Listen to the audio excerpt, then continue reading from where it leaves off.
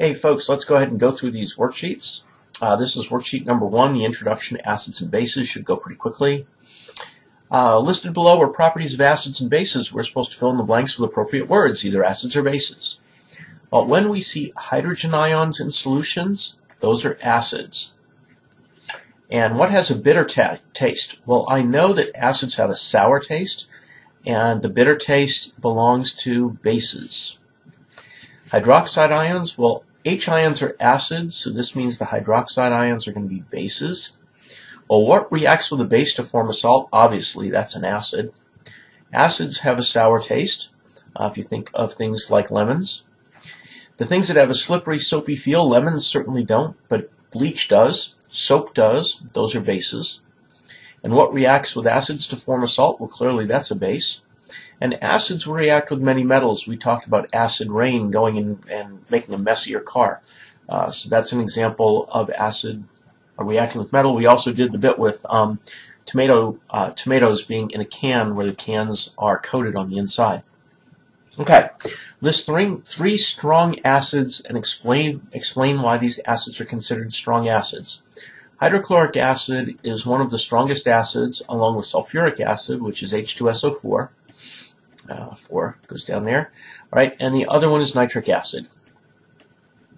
These are 3 strong acids, and they're very common. So those would be the 3 that I would expect you to write down. Now, there are other ones. There is perchloric acid, which is HClO3, and there is hydrobromic acid, which is HBr, and there's also hydroiodic acid, which is HI. These are uncommon. Now, why are they strong? Well, what happens is when you put hydrochloric acid in water, the H ion completely separates from the Cl ion. And virtually every single molecule of hydrogen chloride gas will break apart into hydrogen and chlorine ions. Same thing is true for sulfuric acid and nitric acid. So they completely dissociate in water, and that is why they are considered strong acids. All right? Now, weak acids would be everything else. So any other acid that you could think of that could begin with H would be a weak acid. So, for example, the most common is acetic acid, HC2H3O2. And why is this considered weak?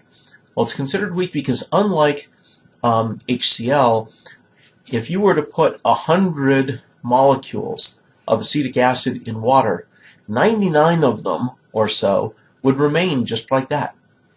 And only 1% of them, only 1 out of the 100, would break into the H plus and the C2H3O.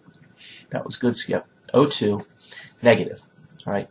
So there are lots of other acids that are considered weak. If you were to just go write down your anion chart, you could do things like let's say carbonate, HCO3, so that would be H2CO3, or HClO2 would be another example of something that's weak, all right, or HBO3, H3BO3 would be an example of something that is weak, okay.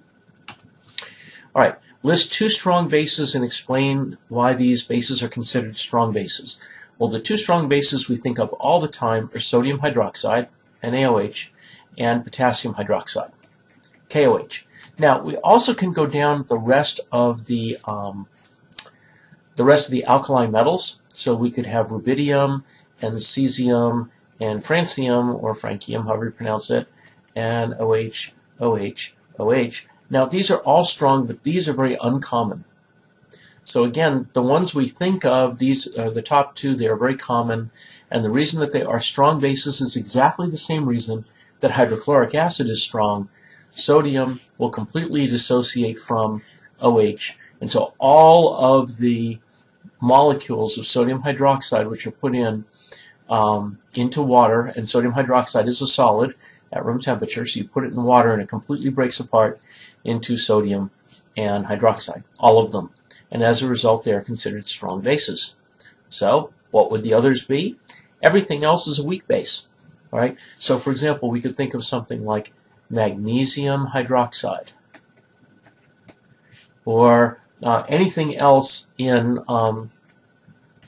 the alkaline earth metal family, calcium hydroxide, for example, these are weak bases, and the reason that they are weak bases is that they do not dissociate very well in water, which means when you throw them in water, they stay a solid.